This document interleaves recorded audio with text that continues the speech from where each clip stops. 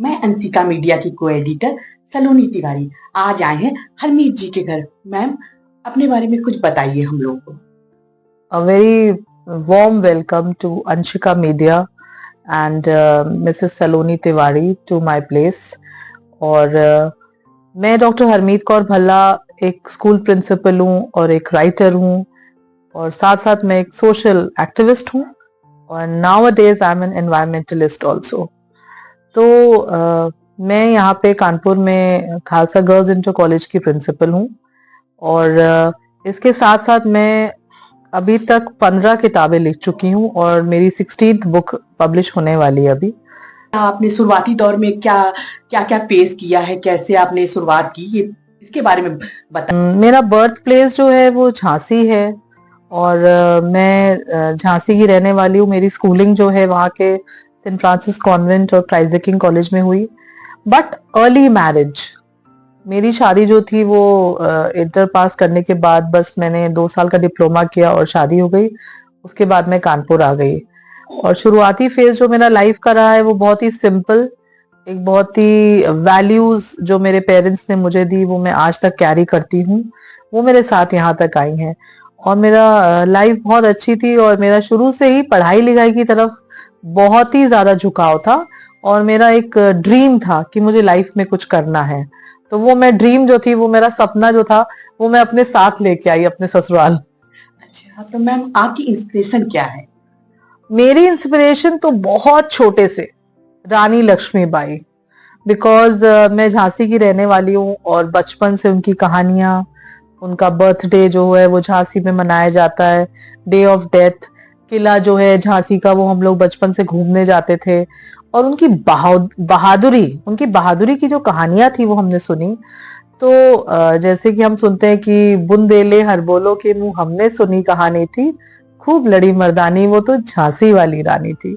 तो एक छोटी सी उम्र में अगर झांसी की रानी ने इतना कुछ किया देश के लिए, 1857 का जो रेवोल्यूशन था वो हम लोग सब याद करते हैं, अंग्रेजों के खिलाफ उन्होंने कितनी बहादुरी से जो लड़ाई लड़ी। तो हमें, हम सब महिलाओं को, हम लोगों को इनसे कुछ सीखना चाहिए कि बहुत साल पहले भी भारत देश में ऐसी महिलाएं रही हैं जो हमारी इंस्पिरेशन आज भी हैं और वही मेरी इंस्पिरेशन है। मैम, तो ये टीचिंग आप शादी के पहले से कर रही हैं या अब यहाँ पर आने के बाद, शादी के बाद आपने स्टार्ट किया? नहीं, मैं तो जस्ट 12th करके आई थी और उसके बाद जब मैं यहाँ आई तो मेरा सबसे अच्छी बात कि मुझे फैमिली बहुत अच्छी मिली। तो मेरी जो फैमिली बैकग्राउंड था यहाँ पे, जैसे मेरे फादर इन लॉ वो स्कूल के चेयरपर्सन और उनका सोशल एक्टिविस्ट वो भी थे। तो उन्होंने ये चीज मेरे अंदर देख ली कि इसको पढ़ाई का शौक है, तो शुरू से उन्होंने मुझे सपोर्ट किया। जैसे मैंने ग्रेजुएशन किया, फिर पोस्ट ग्रेजुएशन किया इंग्लिश में और फिर उसके बाद मैंने डॉक्टरेट की इंग्लिश में। और जॉब मैंने काफी साल बात करी क्योंकि जैसे कि हम लोग के यहाँ एक सोच बनी हुई कि महिलाओं को काम नहीं कराना है, लेकिन हमारे यहाँ ऐसा कुछ नहीं था। जब हम इतना पढ़ गए तो फिर हमारी फैमिली ने हमको सपोर्ट किया और 2002 में मैंने एज ए लेक्चरर महिला डिग्री कॉलेज में ज्वाइन किया। मेरी स्टार्टिंग वहीं से हुई एंड बहुत छोटी सी सैलरी तो मेरे लिए सेकेंडरी थी, जॉब पहले था मेरे लिए। मैम, और बच्चे आपको कैसे, आपके साथ कैसे रहते हैं? आप बच्चों को किस तरह ट्रीट करती हूँ उनको? में, हाँ, देखिए स्कूल में सबसे पहले तो मैं वैल्यूज पे स्ट्रेस करती हूँ कि बहुत अच्छी वैल्यूज होनी चाहिए बच्चों के अंदर। अगर संस्कार अच्छे हैं तो हमारा जीवन बहुत अच्छा हो जाएगा। क्योंकि मैंने जैसे छोटे में ही हमको स्कूल में सिखा दिया गया कि झूठ नहीं बोलना है, झूठ बोलेंगे तो उसके बाद पनिशमेंट क्या मिलेगी। हम लोग को जब हम कॉन्वेंट में पढ़ते थे तो पनिशमेंट के लिए हमको बताया गया कि जब मरने के बाद ऊपर जाएंगे तो हेवन और हेल होते हैं, स्वर्ग नर्क।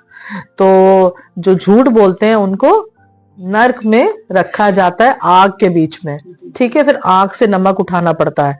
तो हम लोग के मन में वो डर बैठ गया कि नहीं, अगर हम झूठ बोलेंगे तो हमें तो बहुत कुछ करना पड़ेगा बाद में, तो इससे अच्छा कि झूठ मत बोलो और कोई ना कोई ऐसा है जो तुमको हमेशा देख रहा है। तो अगर आप इस चीज को ध्यान रखेंगे तो आप कभी भी झूठ नहीं बोलेंगे। तो जो वैल्यूज थे, संस्कार, हमारा मतलब मेरा ये कहना पेरेंट्स के लिए भी है कि अपने बच्चों को संस्कार अच्छे दीजिए। पहली गलती जब बच्चा करे तो उसको इतने अच्छे से उस टाइम समझाइए चाहे उसको आपको थोड़ा सा अगर हिट करना पड़े तो कोई प्रॉब्लम नहीं है, लेकिन बच्चा दोबारा वो गलती ना करे, उसको ऐसा उसको समझाइए, उसको मेंटली ऐसा उसको मतलब उसके दिमाग में वो एस्टैब्लिश कीजिए कि first mistake should be the last mistake. और मेरे बच्चे जो है मुझे स्कूल में बहुत प्यार करते हैं, क्योंकि उनको पता है कि मैम बहुत लविंग है, और मैं डांटने से ज्यादा समझाने में बिलीव करती हूँ, और मारना मैं मेरे लिए बहुत ही उसके खिलाफ हूँ, मैं बच्चों के लिए मारती नहीं हूँ, लेकिन बस कोशिश करती हूँ कि बच्चे गलती करें तो उसको उनको मैं समझाऊं। और मेरी जैसी एक बुक है तो मैं रेड पेपर ब्लैक पेपर, जैसे अब मैंने ये वाली जो लिखी है पोएट्री बुक बच्चों के लिए, तो ये रेड पेपर ब्लैक पेपर। तो रेड पेपर ब्लैक पेपर क्या है, जब मेरे बच्चे छोटे थे तो मैं टेबल पे हमेशा, आज मैं स्कूल में भी रखती हूँ, काली मिर्च और लाल मिर्च, ठीक है।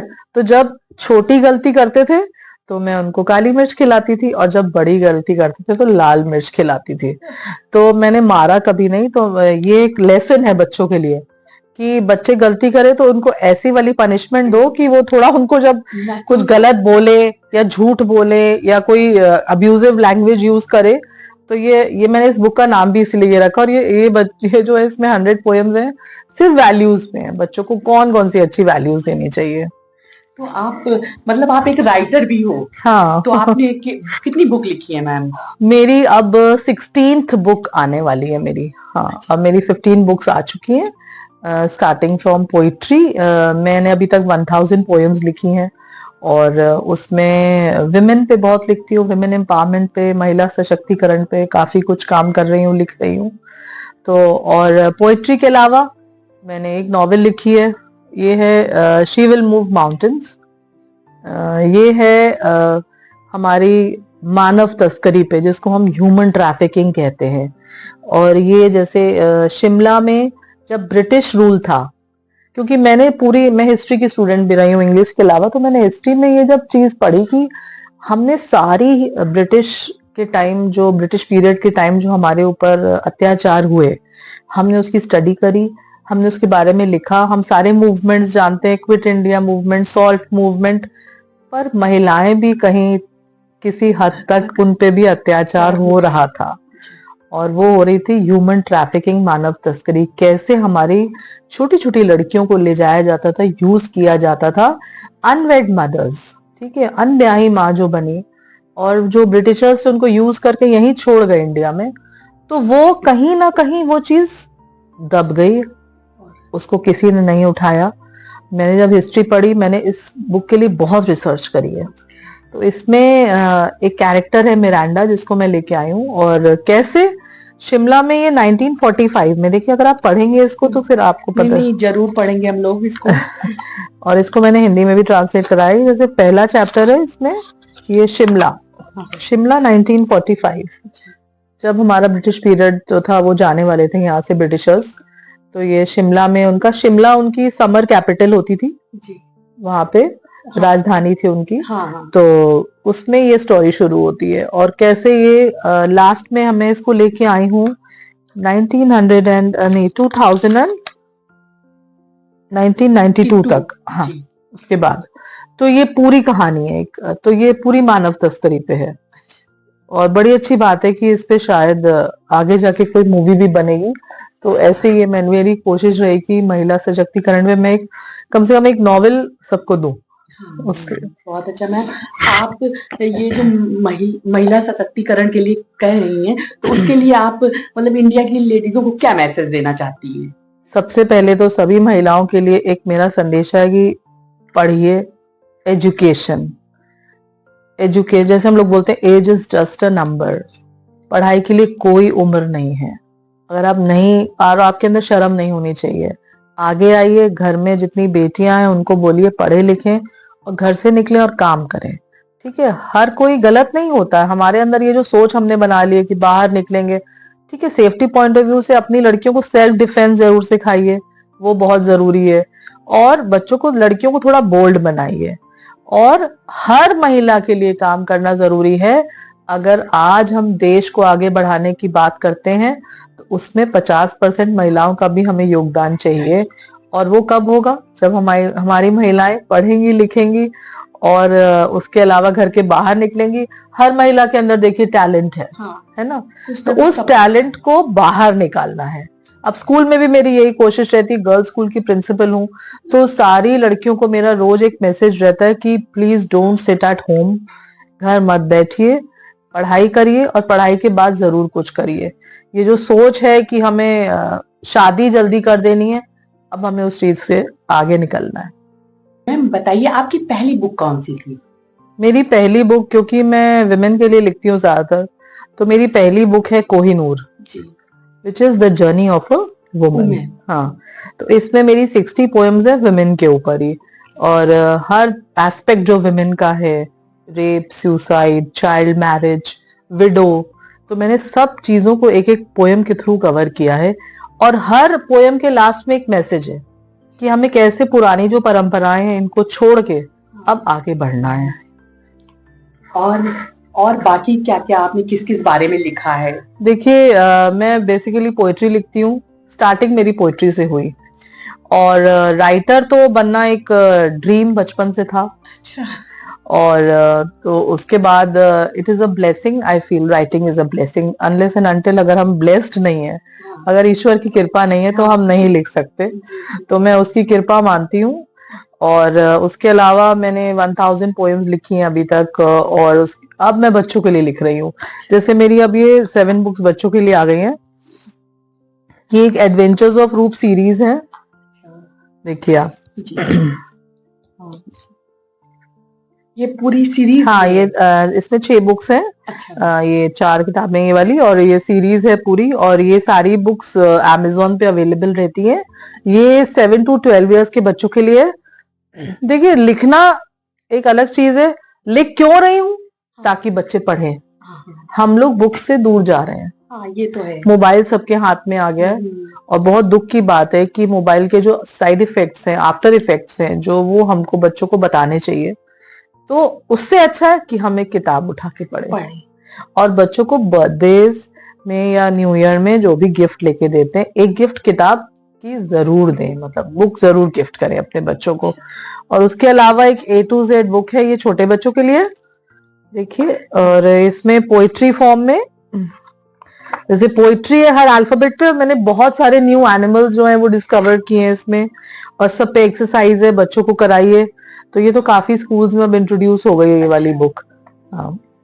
और क्योंकि मैं बहुत इंस्पायर्ड रहती हूँ और इन्फ्लुएंस्ड रहती हूँ हमारे प्रधानमंत्री, माननीय प्रधानमंत्री नरेंद्र मोदी जी से, तो वो स्वच्छता के ऊपर जो कार्यक्रम कर रहे हैं, तो उसके लिए मैंने उनके लिए एक बर्थडे गिफ्ट लिखा था इस बार, अच्छा। The red blue and green dustbin of Munnu, कि कैसे हमें साफ सफाई रखना हमारे हाथ में है, कूड़ा हमें सही डस्टबिन में डालना चाहिए, और उसको हम कैसे रिसाइकिल कर सकते हैं कूड़े को। तो ये मैंने इसमें डिस्क्राइब किया तो ये है। आपने उनको भेजी? हाँ, ये मैंने उनको भेजी। तो क्या रिस्पॉन्स रहा? प्रधानमंत्री जी का तो रिस्पांस लास्ट ईयर भी आया था, मैंने एक कार्यक्रम कराया था, तो उन्होंने पर्सनली जो वो लेटर आता है वो मुझे भेजा, और मैं आपको भी दिखाऊंगी। तो बहुत अच्छा लगता है, वो हर चीज का रिस्पांस जरूर देते हैं, और मैं बहुत इन्फ्लुएंस्ड रहती हूँ कि हमारे देश के लिए वो बहुत कुछ कर रहे हैं। और छोटी छोटी सी जो बातें हैं जिन पे वो ध्यान देते हैं, जैसे कि शौचालय बनाना, लाइब्रेरीज बनाना, इस पे फिर से दोबारा ध्यान दिया जा रहा है, तो ये बहुत ही अच्छा काम है। मैम आप कुछ ना कुछ सोशल एक्टिविटीज करती रहती हैं, इस समय आपकी क्या एक्टिविटी, क्या कर रही हैं? अभी रिसेंटली जैसे हमने जब कोविड आया हमारे यहाँ, जी, तो हमने देखा कि ऑक्सीजन की कमी थी, और मैं आजकल एनवायरनमेंट को ज्यादा ध्यान दे रही हूँ, एनवायरमेंटलिस्ट बन गई हूँ एक तरह से। तो मेरा जो नया कार्यक्रम चल रहा है वो स्टार्ट हुआ है 6 फरवरी को, मेरे फादर इन लॉ की डेथ एनिवर्सरी थी, तो मैं 100 दिन में 10,000 पेड़ लगाने का मैंने एक संकल्प लिया है। अब कहाँ तक पूरा होता है वो मैं नहीं जानती, मेरी ये कोशिश है। और हमारे जो माननीय मुख्यमंत्री जी हैं, योगी जी, हाँ, हमारे आदित्यनाथ। आदित्यनाथ योगी जी, उनके जो एक सोच है उत्तर प्रदेश को हरा भरा प्रदेश बनाने की, तो मैं उनके संकल्प में उनके साथ हूँ, और मेरी भी एक साथ में यही कोशिश है। तो अभी हमारे मतलब 20 दिन जो हुए हैं, 25 दिन, उसमें हमने कम से कम 1500 पेड़ हमारे प्लांट हो गए हैं। और मैं जगह जगह जा रही हूँ, दूर विलेजेस में, जो जिसकी ज्यादा जरूरत है, जैसे अगर मैं गांव में जाती हूँ तो वो लोग फ्रूट ट्रीज ज्यादा प्रेफर करते हैं, हाँ, तो मैं वहां जाके फ्रूट ट्रीज लगवा रही हूँ। आज जैसे हमारा इस्कॉन टेम्पल में प्रोग्राम था, वहां पे हमने 50 ट्रीज प्लांट किए। तो जगह जगह जाके मेरी एक कोशिश है, और पूरा उत्तर प्रदेश एक हरा भरा उत्तर प्रदेश बने। तो ये आपको जो प्लांट है मतलब किस तरह से स्पॉन्सर कौन कर रहा है, या सारा कुछ आप ही स्पॉन्सर कर रहे हो, कैसे हो रहा हाँ, है? नहीं, अब जैसे हमारी ये ड्राइव स्कूल्स में चल रही है, जी। स्कूल्स वाले जो हैं वो हमको इनवाइट करते हैं, वो अपनी तरफ से जैसे अगर 50 प्लांट या 100 प्लांट लगाते हैं तो वो हमारे इस 10,000 में इंक्लूड हो जाता है। और फिर हम उनको सबको बच्चों को मतलब बेस्ट विशेस देते हैं, इंस्टाग्राम और यूट्यूब पे टैग करते हैं स्कूल्स को भी। और उसके अलावा जैसे लोग हैं, हमारे फ्रेंड्स हैं और दूर दूर से, अब ये मैसेज जैसे जहां जहां दूर दूर तक पहुंच रहा है, लोग हमें खुद ही कांटेक्ट कर रहे हैं कि वो अगर अपना जैसे जो हमारे बहुत ही प्रिय लोग जो दुनिया से जा चुके हैं, चलिए हम उन्हीं को याद करते हैं, उनकी याद में हम एक पेड़ जरूर लगाएं। सपोज हमारी बर्थडे है, एनिवर्सरी है, जो भी कोई अच्छा कार्यक्रम हम करने जा रहे हैं घर में, तो उससे पहले हम एक पेड़ जरूर लगाएं। तो यही एक कोशिश है। तो इसमें बहुत लोगों का मुझे योगदान मिल रहा है। जैसे आज ही मुझे किसी ने 1000 प्लांट्स गिफ्ट किए, तो एक बहुत बड़ा गिफ्ट है मेरे लिए, मेरे इस 10,000 प्लांट्स में तो ये। हाँ, और आगे भी बहुत लोगों के भाई मुझे कॉल्स आ रहे हैं कि हमारे भी आप ये प्लांट्स इसमें इंक्लूड करिए। अच्छा, तो लोग स्पॉन्सर कर हाँ, रहे हैं लोग आपको। स्पॉन्सर कर रहे हैं। अभी रिसेंटली हम शिरोज कैफे होके आए हैं, वहां पे हमने जितने लोग, वहां पे एक प्रोग्राम था जो एसिड अटैक सर्वाइवर्स का कैफे चलता है, शिरोज कैफे लखनऊ में। तो वहां हम गए थे, वहां भी हमने लोगों को 150 प्लांट हमें जैक स्विंग मशीनरी वालों ने गिफ्ट किए, तो वो हम सबको वहां पे गिफ्ट करके आए हैं, स्पॉन्सर किए थे उन्होंने हमारे लिए। मैम, आपने इतनी पोयम लिखी है, एक पोयम तो बनती है। नहीं नहीं, बिल्कुल sure, I love to read poetry. Poetry तो बिल्कुल मेरे दिल दिमाग में बसती है। और ऐसी कंडीशन हो जाती है कि इफ आई डोंट राइट, तो poetry I feel is like a volcano, एक ज्वालामुखी की तरह एक हो जाती है। इट इरप्ट्स मेरा दिमाग पर, मतलब इट इरप्ट्स, जैसे एक लावा बाहर निकलता है, तो वैसे मेरे दिमाग से पोइट्री निकलती है। तो hot and bubbling poetry. And I feel कि वी शुड नेवर फॉरगेट कि हम इस दुनिया में क्यों आए हैं। हम सब लोग किसी ना किसी पर्पस को लेके इस दुनिया में आए हैं, वो हमें याद रखना चाहिए। अगर यही चीज हर कोई याद रखे तो शायद दुनिया में वॉर ना हो, क्राइम ना हो। जो हम लोग आज देख रहे हैं कि बच्चे जो गलत डायरेक्शन में जा रहे हैं वो नहीं जाएंगे, अगर हम बचपन में ही उनको अच्छे संस्कार दे दें। मेरी सबसे ब्यूटीफुल और सबसे अच्छा वर्क जो मेरे दिल के करीब है, दिल के करीब तो सारे हैं बट उसमें से सबसे अच्छा ये है, we were born to die. तो आप इसी से कुछ सुनाएंगी हम लोग हाँ, को? इसकी जो एक पोयम है, मतलब we were born to die, हम दुनिया में क्यों आए हैं, हमें याद रखना चाहिए कि हमें एक दिन इस दुनिया से चले जाना है। तो उस दौरान हमने अपने जीवन में इस दुनिया को क्या दिया, अच्छा ही देने की कोशिश करिए। हाँ। तो ये मेरी 69 नंबर पोम है इसमें, और we were born to die. तो मैं इसको रिसाइट करूंगी आपके लिए। The name itself is We Were Born to Die. I came to this world with a loud cry. Till then, I never knew the actuality. We were born to die. I grew up in the shadow of my parents. I was not open to all, but shy. We were born to die. I started exploring the vast world. I came across the meaning of you and I. We were born to die. I met several new faces. Some entered my life, never to say goodbye. We were born to die. The relationships soared high. In the long run, a few became dry. We were born to die. I toiled day and night. Hard and fast rules did I apply. We were born to die. I welcomed the old age.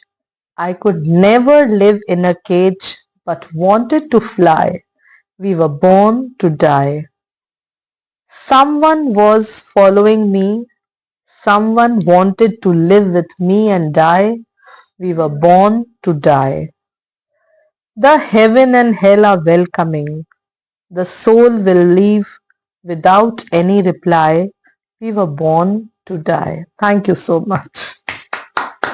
बहुत अच्छा ma'am, आपके साथ बातचीत करके हम लोगों को बहुत अच्छा लगा। अंशिका मीडिया की टीम आपको बहुत बहुत धन्यवाद देती है। Thank you so much. Thank you.